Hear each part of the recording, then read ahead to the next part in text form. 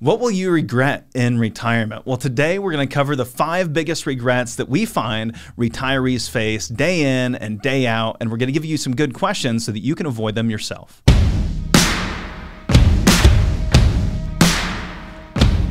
Hey, I'm here today with my good friend and co-host for these Friday editions of the podcast. I have Marshall Johnson here with me. Hey, hey. Hey, and this is our opportunity to cover a trending topic with you. Marshall and I, we have an opportunity to do a lot of reading throughout the week and share a lot of articles via text back and forth, and then we'll read them and conversate about them. And we want to share those articles with you, and we do that in an email. Every single Friday, we offer 4 articles, trending topics in the financial planning space, investment space, latest in tax strategies, and so much more. We put those in your inbox with bullet points and takeaways, and that makes it so, hey, you don't have to read the whole 35-page article if you don't want to, but you can dive deeper if you'd like to. We also offer free white papers and book giveaways, all kinds of great stuff. If you'd like to sign up for weekend reading, just shoot us a text, WR. Just text WR to 866-482-9559. We'll send that out to you. No charge, just a bunch of value, and we're going to highlight one of those articles for you right here today that comes to us from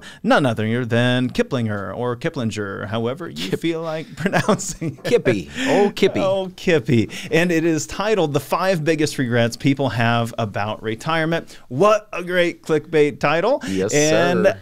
I fell for it. And I wanted to get into this article, and I was very skeptical when I first came across it, because it did seem like I've read a million of these articles. The biggest regrets people have about retirement or saving or investing, they tend to kind of follow the same path. We see a lot of the same regrets, right? Well, what's the typical one? A lot of fear and greed. I wish I would have saved more for retirement. I wish I would have invested in the stock market. I wish I would have taken a little bit more risk. I wish I would have kept an emergency fund, bought insurance, funded my HSA, put some money in a Roth IRA. And this article didn't do any of those things. It didn't do any of those typical things that I see.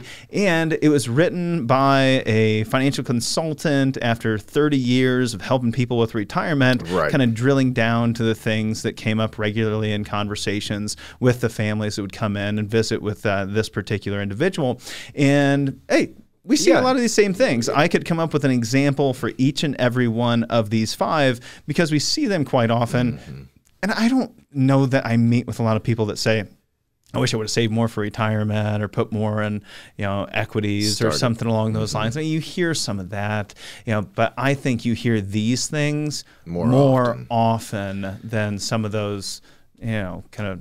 Well, I love it when somebody is speaking about a topic that they have experience with, right? And they're trying to be helpful. So this is the author here, Brian. I'm not even going to try and pronounce his last name. Scribonja. Scribonja is, hey, good job. So that was not it, but we tried. Scribonja.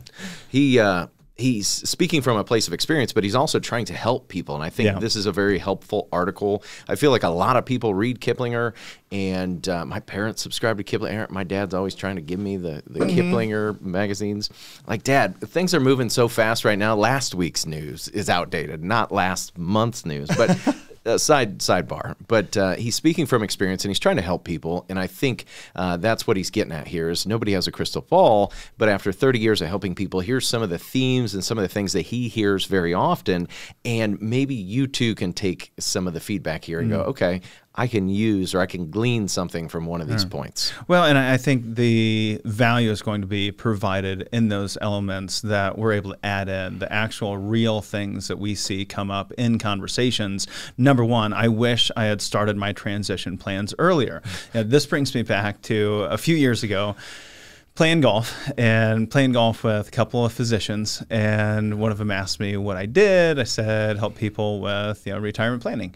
And he said, what do you mean? Like, so you work with young people? Like, no, most of the people come to visit with us when they're getting ready to make that transition into retirement. They're typically 6, 12 months from retirement when they come in to visit with us. And he said, well, isn't that too late? They're not starting to plan for the retirement until 6, 12 months from actually coming in and having the conversation with you. And it's kind of there's a couple different things going on. It's not that they weren't planning, right? They were saving. Quite often they were just saving, they're accumulating, they're trying to get to a point where they can actually feel that they have enough money where they go, yep, I'm ready to transition. They go from an accumulation advisor or their 401k specialist, and then they walk in and they meet with a retirement specialist, recognizing that there's more to this side of the game, right? I've been really good at just putting money away, putting my 10%, my 20% into my 401k, DCA and in, pretty simple stuff. But now I have more to think about. I need to turn this into an income I can't outlive. How am I going to handle emergencies when I no longer have the ability to slap it on a credit card, put it in overtime on the weekend? How am I going to battle inflation over a 30, 40-year retirement? What's an RMD? How am I going to handle rising taxes? What about my estate plan and long-term care and Medicare? There become a lot more questions that need to be answered. And I think that what we really see is people saying, I wish I had started my transition plans earlier for some of those fine-tuning opportunities that really happen in the first 5, 10 years even prior to stepping into retirement. For instance, tax bucket planning. What we often see is individuals coming in and the majority of their wealth is tied up in a tax-deferred 401k or an IRA. Never paid taxes on it before. Right. It felt really good to kick the can down the road. It's like you were running your retirement plan like the government handles its budget, right? We're just going to kick this can down the road. We'll feel the pain somewhere. It's almost like they knew that you were feeling the same way, because now they're going to force you to take those distributions and give good big old chunks of that 401k and IRA to the IRS. And you don't necessarily recognize some of the other issues that come along with that. You say, yes, I'm in a higher tax bracket today. Maybe I'll be in a lower tax bracket tomorrow. Maybe you won't, maybe you will, but you still have to consider Social Security taxes. Every distribution can increase the amount of money that you're paying in taxes on your Social Security benefit. You could be paying dramatically more, 2-3 times Medicare premiums that your neighbor is paying because maybe they did a good job doing their tax planning. We believe in taking a diversified tax strategy where you're stepping into retirement and it's not all in the 1099 bucket. It's not all in the tax-free bucket, which would be nice, but it's probably unlikely. It's not all in the tax-deferred bucket for that matter, right? We want to see some diversification there because you could get it wrong, and we want flexibility. That's one of the most important elements of a plan, is creating flexibility. And if you don't start that transition plan earlier, you may miss out on a lot of opportunities for flexibility when you step into retirement. And it may cost you. It may actually cost you. Yeah. Well, and it may actually cost you, especially if you're retiring early, it may cost you on healthcare premiums as well. We've got a family that I was working with last week, and so part of their transition was they recognized that all of their savings was in their 401ks. And so we built a plan for the 5 years leading up to retirement that he was going to heavily fund non-qualified brokerage accounts and bank accounts. He was going to build up a tremendous slush fund to be the basis for their income in those first 5 years of retirement, retire at 60. For those first 5 years, trying to keep the income low to qualify for subsidies and pay less on their health insurance. That was somebody that did start their transition early. And these are things that you can't go back and undo without starting early. Sure. Number 2, I wish had gotten help with high-level strategies sooner. And you say, what's a high-level strategy? That could be seen 2 different ways, That's my right? question. High level could be, well, what's the big picture? It sounds basic, but, right? High level. For me, when I think high level, my wife thinks the same way. She's like, high level. That means sophisticated, right? We're talking about more sophisticated strategies that maybe you haven't even contemplated yet. And that's what I often see, right? Opportunities that are missed out on because they didn't have the right people in their circle. They didn't have the right individuals in their circle that are going to bring to them advanced planning strategies that could add tremendous value to their bottom line. You don't know what you don't know, right? Two heads are always better than one. I prefer 6 to 8. Blind spots. I think this is that area. Yeah, it's those things that you don't know that you don't know is where you often get yourself in trouble. And I remember a couple that I had met with, and it was about a couple years, and they're getting ready to retire. And a couple years prior to visiting with us, they had virtually everything in company stock. They're really proud when they come in. a little upset, in some ways, because they missed out on some gains, but they were really proud that they de-risked their portfolio prior to coming in to visit with us. So they took their 401k. It was the majority of the 401k was in employer-related stock. So they had all this employer stock in their 401k, had huge gains in this employer stock, and they liquidated all of that stock, moved it into money market, saying, well, we're going to retire in a couple of years. We just wanted to get ready for this conversation with you so that we'd be able to start planning. And I mean, what do you do in that, right? I mean, you don't want to make them feel bad about the decision. Cow, do you know what you did? I mean, my heart sinks. I am just sick to my stomach because I know how much they could have saved in taxes. We're talking 6 figures deep in tax savings had they come and had that conversation about high-level strategies before they decided to make some of these moves to prepare for retirement. You shouldn't be preparing for retirement in a vacuum. You should work with someone that understands some of these advanced strategies so that you can take advantage of them. In this circumstance, what was that? That was net unrealized appreciation. Had they still had all that stock in that 401k, we could have rolled it out. We could have rolled that out into an after-tax account. They would have only paid ordinary income taxes on their cost basis, which was incredibly low at the time. And then we could have paid long-term capital gains on their appreciation, which would have saved them a ton of cash. I mean, we're talking, again, 6 figures of cash that they could have saved if they would have gotten help with that high-level strategy sooner. And that's just one example. Yeah, it's a great example. And it's the blind spots, right? We don't know what we don't know. Be aware of those strategies. Number 3 here is I wish I'd been open to changing strategies. And I think this is one, we probably see this more often than not. I think we start to see it when the markets are acting the way that they're acting these days, as people go, oh, you know what? I was pushing so hard for that finish line. I wanted to get above that number or this number. They were using their 401k balance as a scorecard. And they look back with regret when the market pulls back 20 or 30%. And go, gosh, I wish I would have changed my accumulation at all costs sort of mentality before I got to the finish line. Yeah, and I often see this happen with individuals that have relationships with individuals that they're investing with. They have very strong relationships with individuals that they're investing with, or they have a strong attachment to a particular investment, or it's just complacency, right? Yeah, I knew this wasn't the best thing for me.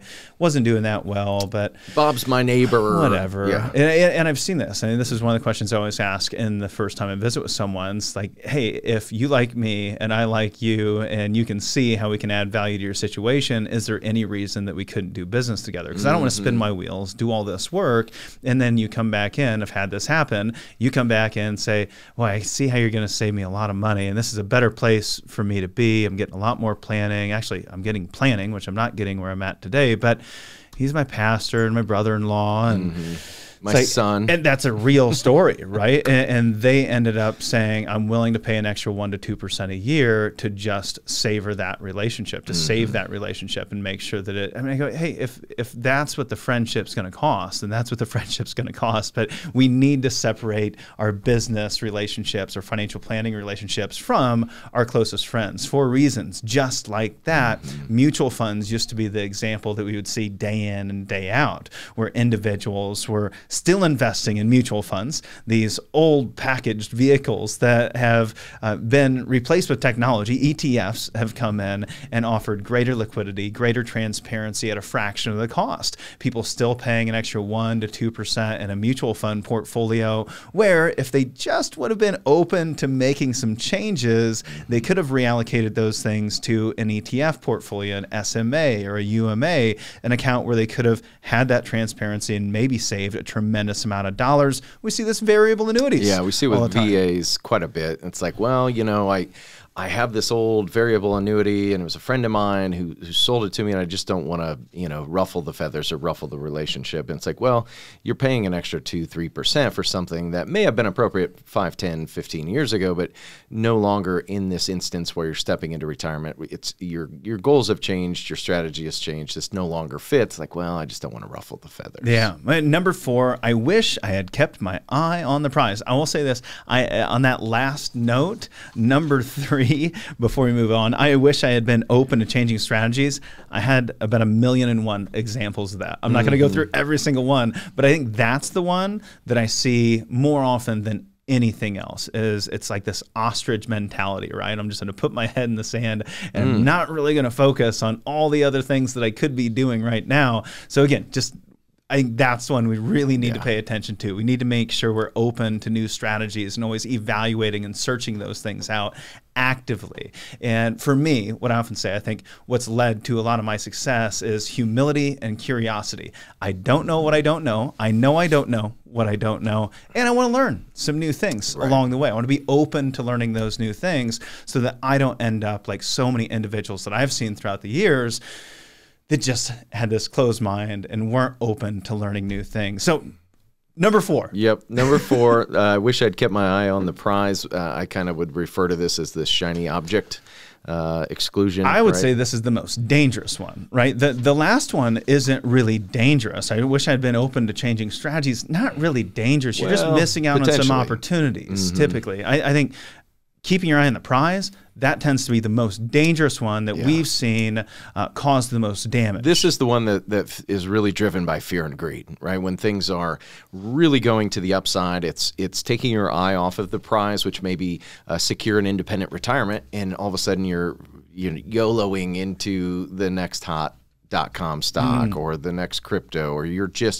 taking your eye off of that price. We've seen this way too many times where folks were forced into taking too much risk because they instead of just focusing on 8 to 12% rates of return, they're thinking about 10x. They've got that 10x mentality. I'm going to hit home runs.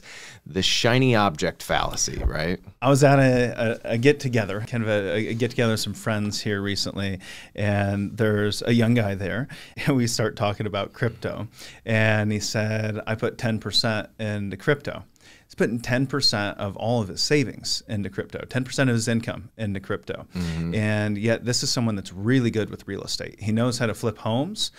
He does a pretty good job at flipping homes, and he doesn't have that much saved. If he was just laser focused on his real estate work, like what kept his eye on the prize, what he knows the best, then that's going to create much better long-term returns, especially the amount of mind space that is being taken up by him in researching cryptocurrencies, right? The hours and hours and hours he's spending investing and learning more about cryptocurrencies every single week, he could be spending investing that amount of time and learning more about what he's really good at that's going to move the biggest needle to help him create real wealth down the road.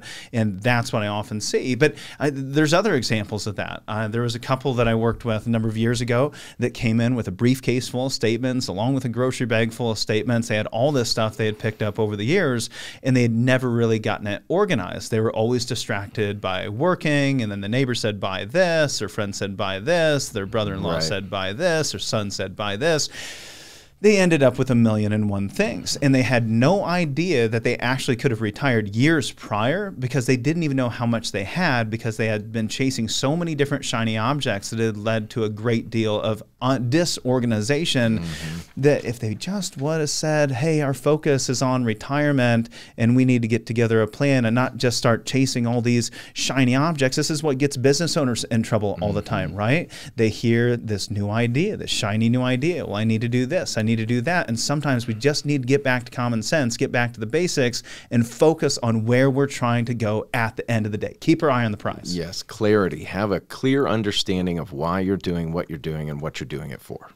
Number 5, last one. I wish I hadn't put off the difficult decisions. Yeah, these are the examples where you start to get a heavy heart, because this is situations where we've had individuals who just didn't have succession plans. I can think of 2 or 3 different small business owners who had no exit strategy, several of which ended up dying unexpectedly and leaving, the business in disarray, the employees in disarray, the family in disarray, the loved ones and the spouses left to try and pick up the pieces and patchwork together a sale of a business. We see this a lot with the estate planning side of things, where if people would have just taken the time to have the difficult decisions. I know it's no fun to talk about death and dying and disability, but those 2 or 3 hours of difficult, gut-wrenching conversation sometimes can save years of agony. And many times we'll see this in just a basic space of long-term care insurance, life insurance. People say, hey, I'm 75 now. I'd like to set some money aside. I heard that I could, multiply my wealth by buying some life insurance. Like, you could have, but last year you got sick and now you're no longer insurable, right? We're better off making those decisions early, or at least starting to have that conversation as soon as possible. So what are the 5 biggest regrets people have about retirement? What are some things that you could ask yourself around those things? Number 1, I wish I had started my transition plans earlier. So what types of things might you be facing in the future? What kind of transitions might you be facing in the future that you could start planning for today? Number 2, I wish I had gotten help with high-level strategies sooner. What are some of those blind spots that you might have? What are some things that you don't really understand, you don't know about, you aren't aware about? Make a list, and then let's start meeting with individuals that can help you put together high-level strategies sooner rather than later. Number 3, I wish I'd been open to changing strategies. Ask yourself, what are you closed to right now? What are you closed to right now that maybe you should be open to? The sign there is, if you're close to it, that's probably a space you should be focusing on being more open in and opening up your mind. And I would add a bias in there. Be aware of your biases. If you say, I hate X, Y, and Z, or I've never liked X, Y, and Z, be aware that you're coming from a place of bias. We all have a bias. Be aware of them and then work to contain them. Number 4, I wish I had kept my eye on the prize. What is that one thing? What is the prize? What's the big prize that you're looking for? And make a list of the distractions, the things that aren't helping you get to there right now, and start eliminating those things. A good friend of mine, Jeff Woods, helped build the One Thing over many years. And the One Thing was all built around there's only one thing you need to focus on to find success. And we need to find that one thing and get laser focused on it and eliminate as much of the other noise as we possibly can. Number 5, I wish I hadn't put off the difficult decisions. What are the things that you're procrastinating on right now? Those things that are concerning you, that are scaring you, that you're just ignoring and burying. And let's get those out on a list and start checking off those difficult decisions and tackling them one at a time.